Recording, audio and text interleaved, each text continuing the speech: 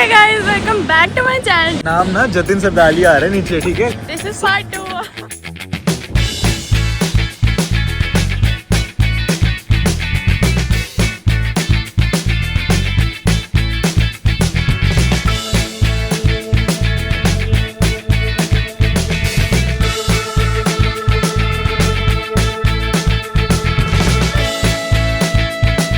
This is part 2 of Started vlog. आपका बहुत बहुत स्वागत है इस वीडियो में। रुको सबसे पहले चैनल को सब्सक्राइब कर दो because 90% of my viewers have not subscribe to my channel. So मैं वेट कर रहा हूँ यहीं पे, अभी जाके करो अभी। पिछली वीडियो में इतना ज़्यादा अच्छा रिस्पांस मिला ना, आज हम फिर से अपने क्लाइंट प्लेस पे आए थे स्टार्ट ऑडिट के लिए। अब प्रोसेस क्लोजर की ओर जा रहा था तो हमें लगा अभी हमें थोड़ा सा वक्त मिला है तो हम क्यों ना बात कर लें। तो इस वीडियो में अब हम बात करने वाले हैं अपने एक्सपीरियंस पे, क्योंकि मैंने आपको बताया कि हम अब क्लोजर की ओर जा रहे हैं। मतलब हमारी जो कंपनी की फाइनेंशियल्स हैं उनको हम फाइनलाइज कर रहे हैं। हम एक पोजीशन में है कि आपको बता पाएँ कि एक्चुअली हमने किया क्या, किस तरीके से फ्लो ऑफ एक्शंस होता है, वो सब हम आपको इस वीडियो में बताएंगे। लास्ट वीडियो में इतना ज़्यादा हम टेक्निकलिटी में नहीं में गया था बिकॉज मेरा पर्पस एक नॉर्मल व्लॉग बनाना था। फन व्लॉग बनाना Yes, था। yes. काफ़ी क्वेश्चंस आए थे लोगों के, वो सीरियसली जानना चाहते हैं क्या होता है, सो हमने सोचा कि इसमें वो क्वेश्चंस भी हम आंसर करेंगे। यस, क्योंकि मेनली बच्चों का ये था कि आपने क्या क्या किया, कैसे एक एक प्रोसेस किया जाता है एज एन ऑडिटर। तो वो सब, क्योंकि क्या होता है ना कि हम बहुत क्यूरियस होते हैं। मैं भी याद कर रहा था कि जब हम अपना एग्ज़ाम्स देने से पहले, हम जब प्रिपरेशन टाइम में होते हैं, घर पे होते हैं, तो हम मोस्टली क्या करते हैं, हम इस चीज़ को काफ़ी ज़्यादा एडमायर करते हैं कि एज एन ऑडिटर हम क्या करेंगे, कि हमें कंपनी में जाएंगे, क्या रिस्पेक्ट मिलेगी, क्या पर्क्स मिलेंगे और क्या क्या काम हमें करने पड़ेंगे। तो वही चीज़ों को आपको रियलिटी चेक देते हैं कि हम एज एन ऑडिटर एक कंपनी में what all things we have to do, how it gets started and how it is ended. Let's talk about the practical application of standards on auditing. So सबसे पहला जो हमारा standard है ऐसे 200, ये काफ़ी थ्योरेटिकल है, बहुत इंपॉर्टेंट भी है क्योंकि हमारे ओवरऑल ऑब्जेक्टिव को बताता है। सेकंड जो हमारा आता है ऐसे 210 which is agreeing to the terms of audit engagement. तो इसमें जो है मेजरली एंगेजमेंट दी जाती है एंड उस पर agreements and terms and conditions दी जाती है। मैं ऑनेस्टली बताऊं ये सब थ्योरेटिकल है, एप्लीकेबल है, ये नहीं बोल रहा इनको इग्नोर करते हैं, बट मैं मेजर पार्ट पे आता हूँ जो हमें ना प्रैक्टिकली रिलेट कर सकते हैं। तो सबसे ज्यादा रिलेटेबल एसेज मैं उनकी बात करूंगा क्योंकि मुझे वीडियो को भी शॉर्ट रखना है। ऐसे तो सारे ही एसेज को हम कवर कर लें। सबसे पहले मैं बात करूंगा ऐसे 300 which is planning and audit of financial statements. इसमें जो है मेजरली हमने पढ़ा ही हुआ जैसे कि हमारी प्रीलिमिनरी प्लानिंग होती है, इसके अंदर मेजरली यही होता है कि हमें क्या, हम याद है हम पढ़ते थे nature, extent, timing of the resources, क्या रिसोर्सेज लगेंगे। फॉर एग्जांपल अगर आप एक सी ऑफिस में है जैसे कि, तो जो एक टीम है, ऑडिट टीम है, उसमें टीम में कौन कौन जाएगा, कितना दिन इसमें अलॉट करेंगे, कितना वक्त आप इस पर लगाएंगे, क्या क्या चेकिंग होगी, कितना डिटेल में जाना है, ये सब प्लानिंग में आता है कि आपको एग्जीक्यूशन कैसे करेंगे और क्या क्या करना है। ठीक है, देन वी कम टू ऐसे 315 which is one of the most important part है। यहां से हमारा ऑडिट एक्चुअली स्टार्ट हो जाता है, which is identifying and assessing the risk of material misstatement through understanding the entity and it's environment, जिसको हम रैप भी कहते हैं, रिस्क असेसमेंट प्रोसीजर। तो इसमें हम क्या करते हैं, इसके अंदर जो है हम सारे जो है रिस्क असेसमेंट करते हैं, हम एंटिटी को समझते हैं, अपने क्लाइंट के बिजनेस को समझते हैं, उसका काम क्या है, उनका प्रोसेस क्या है, वो के कस्टमर्स कौन है, उनके सप्लायर्स कौन है, उनके पास्ट एक्टिविटीज क्या रही है, उनकी हिस्ट्री क्या रही है, ये सब चीजें हम उसमें अंडरस्टैंड करते हैं। जैसे कि मैं अपनी बात करूं तो जैसे ही हमें असाइनमेंट मिली थी तो the first thing that I did was I opened my laptop and I searched about the entity and मैंने उसके बारे में पहचाना कि पब्लिक डोमेन में कंपनी क्या है, क्या करती है, क्या नहीं करती है। एंड देन हमारे सीनियर ने हमारी ब्रीफिंग ली थी एंड हमें सब कुछ बताया कि पास्ट में ये सब हो चुका है, अभी ऐसे करती है, इसके यहाँ प्लांट्स हैं, यहाँ इनकी वर्किंग है, यहाँ से ये होता है, वहां से वो होता है, ये इनके कस्टमर हैं, ये इनके सप्लायर्स हैं। तो everything, because you need to be priorly prepared. Then is SA 320 which is materiality. भाई आप क्या करते हो जैसे ही हम ऑडिट पे जाएंगे तो हम थोड़ी ना सब कुछ चेक करने बैठ जाएंगे। जो चीज हमारे लिए मटीरियल है, यहां तक हमारी टॉलरेबल लिमिट है, तो वो टॉलरेबल लिमिट सेट करना इज मटीरियलिटी। और मटीरियलिटी को डिसाइड करके हम कहाँ जाते हैं, हम जाते हैं क्लाइंट प्लेस पे। तो बात करते हैं कि जब हमने क्लाइंट प्लेस एंटर किया था, या हम बात करें कि हमारा जब स्टार्ट ऑडिट प्रोसेस स्टार्ट हुआ था, तो सबसे पहली चीज़ जो आप अपने ऑडिट प्रोसेस में स्टार्ट करने के लिए, इट इज़ वाउचिंग।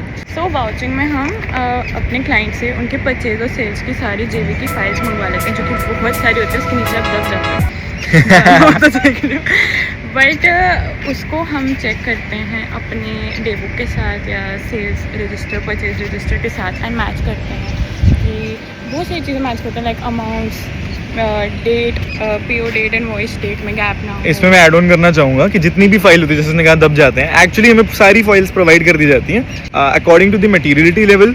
हम सैम्पलिंग बेसिस पे इनवॉइसेस हैं उनको चेक करते हैं, क्योंकि हमें बोगस इनवॉइसेस को भी चेक करना होता है, तो उन सब की चेकिंग थॉरली करनी होती है। इसमें मैं एक और ऐड ऑन करना चाहूँगा, मेरी बिग फोर की एक फ्रेंड है, उसने हमें मुझे बताया था कि जैसे हम मटेरियलिटी लेवल खुद कैलकुलेट करके हम इसको डिराइव करके सैम्पलिंग बेसिस पे इनवॉइसेस लेते हैं। बिग फोर्स में उनका एक अपना सॉफ्टवेयर होता है जो उन्हें बताता है कि क्या आपको सैम्पल्स चूज़ करने हैं, एंड वो वही सैम्पल, जैसे इनवॉइस नंबर वगैरह हो गए कि ये बिल दे दो, वो सिलेक्ट करता है एंड वही वो क्लाइंट से मंगवाते हैं। यस, तो आप और भी बहुत चीज़ें चेक करते हैं, लाइक ई वे बिल कटा नहीं कटा, बिकॉज सेल्स में अगर ई वे बिल में कुछ प्रॉब्लम आए तो वो हमारी लाइबिलिटी होती है। सो या वाउचिंग में हम ये सारी चीज़ें चेक करते हैं, अपनी क्वेरीज नोट कर लेते हैं ताकि हम क्लाइंट से पूछ सकें। पूरे ऑडिट प्रोसेस में आप जो भी चीज़ें चेकिंग कर रहे हो, जैसे वाउचिंग हो गया, एंड इसके बाद का प्रोसेस में हम बात करेंगे, तो आपको जो जो क्वेरीज आ रही हैं आपके साथ ही साथ एक क्वेरी शीट बनती है, तो आप वो सब चीज़ें डिस्कस करते हो क्लाइंट के साथ, क्योंकि कुछ चीज़ें आपको समझ नहीं आती और कुछ चीज़ें उन्होंने गलत की होती हैं, तो वही चीज़ हमको जो है डिस्कस करने के लिए क्वेरी शीट मेंटेन करते हैं। Also work not documented not done. Yes, audit documentation. सब कुछ डॉक्यूमेंट करो। Then is SA 330 which is response to the assessed risk. जो भी हमने रिस्क, अब रिस्क असेसमेंट हो गया, now is further audit procedure, मतलब रिकैलकुलेशंस करेंगे, लेजर स्क्रूटनी करेंगे। स्क्रूटनी, यस, स्क्रूटनी का मतलब क्या है? जो भी लेजर्स बने हैं, ठीक है, जैसे कोई भी अकाउंटिंग सॉफ्टवेयर हो, जैसे कि SAP हो गया, SAP, या टैली है, बिजी है, एनी अकाउंटिंग सॉफ्टवेयर, उसके अंदर जो भी लेजर्स हैं हमारे, जो अकाउंटिंग टीम ने प्रिपेयर करे हैं, कंपनी ने, एंटिटी ने, तो क्या वो लेजर्स में जो एंट्रीज हैं, क्या कोई अनयूजुअल एंट्री तो नहीं है? मुझे ऐसा लगता है scrutiny one of the most important steps में से एक है, कि उसका रीज़न ये है क्योंकि एक्चुअल जो क्वेश्चनिंग होती है वो हमारी स्क्रूटनी पे बेस्ड होती है, जो लॉजिकल एनालिटिकल थिंकिंग होती है वो हमारी स्क्रूटनी पे बेस्ड होती है। स्क्रूटनी में हम देखते हैं कि जो भी लेजर्स हैं उसमें कोई अनयूजुअल ट्रांजैक्शन तो नहीं है, किसी ट्रांजैक्शन की क्लासिफिकेशन गलत तो नहीं है, उसकी ट्रीटमेंट, उसकी एंट्री जो पास करी है क्या वो सही है, एज पर दी रूल्स है, एज पर AS है कि नहीं है। इसमें हमें अकाउंटिंग स्टैंडर्ड्स की भी नॉलेज होना बहुत ज़रूरी। कुछ उसमें क्वेश्चंस हैं तो साथ ही साथ हम क्वेरी शीट प्रिपेयर करते हैं, जैसे कि हमने वाउचिंग में बताया, क्वेरी शीट में हम वो सारी क्वेरीज डालते हैं कि ऐसा क्यों है, ये अमाउंट इतनी क्यों है, ये इररेगुलर क्यों है, अगर है तो ये कहाँ क्लासीफाई गलत क्यों है, anything, any type of query, बहुत सीरियस, जहाँ पे आपको कोई भी रिस्क ऑफ मटेरियल मिसस्टेटमेंट आपको दिखते हैं, you put it in the query sheet and the management is then liable and responsible to answer that. हम चेक करेंगे, इंस्पेक्ट करेंगे, वेरीफाई करेंगे, जो भी ऑडिट टूल्स हमारे सब हैं।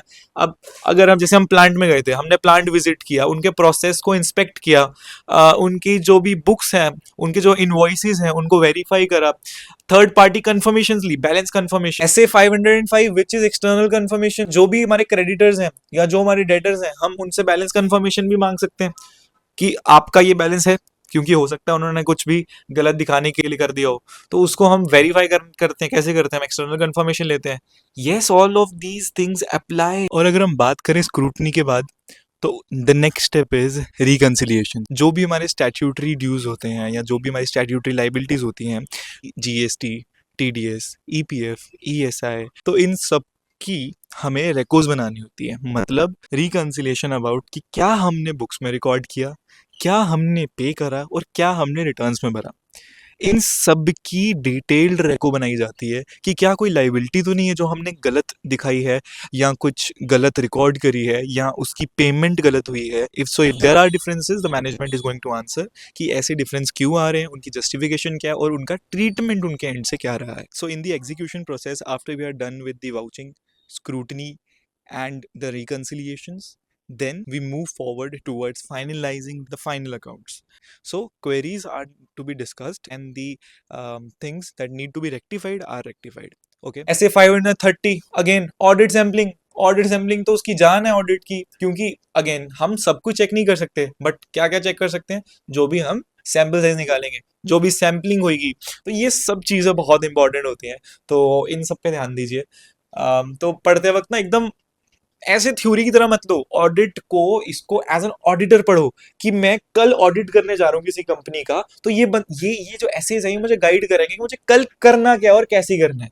तो जो भी हमारे ऑडिट के एसेज है ना, वो सीरियल वाइज आपको समझा रहे हैं कि ये ऐसे होगा। ये सब चीजें गाइडलाइंस जो हैं ये ऑडिट में हमें सिखाते हैं, तो प्लीज इसे अच्छे से पढ़ें। तो बस यही था आज की वीडियो में, मैं थोड़ा बहुत आपको दिखा पा रहा हूँ बिकॉज मैंने मेजरली अपनी वीडियोस में ये देखा है, काफी लोगों ने मुझे ये कहा कि they are very curious about कि जो चीजें आर्टिकलशिप में हो रही है वो हमें दिखाएं, और वो कैसे, जो भी हमारे एग्जाम का सिलेबस है या जो भी हमारा सिलेबस है वो कैसे हमारे रियल लाइफ में अप्लाई होता है एज अ सीए या एज एन आर्टिकल, तो वो सब दिखाया जाए। तो I am trying to show a bit of what I know, and this is all. So thank you so much for watching this video. अगर आपको वीडियो पसंद आई है तो प्लीज मेक श्योर आप वीडियो को लाइक करें, प्लीज प्लीज प्लीज चैनल को सब्सक्राइब करें, और हाँ, प्लीज अपने फीडबैक्स को कमेंट में डालें, आप क्या क्या चीजें जानना चाहते हैं और आगे की वीडियोस में आप क्या देखना चाहेंगे। सो ये सब चीजें आप प्लीज प्लीज प्लीज कमेंट कर दीजिए, भी आप मुझे सजेशंस देंगे, I will try to make those videos as soon as possible, so that आपकी जो भी क्वेरी हो वो रियल टाइम बेसिस पे भी सॉल्व हो जाए। सो thank you so much for watching this video, मिलते हैं जल्दी नई वीडियो में। राधे राधे, श्री हरिवंश।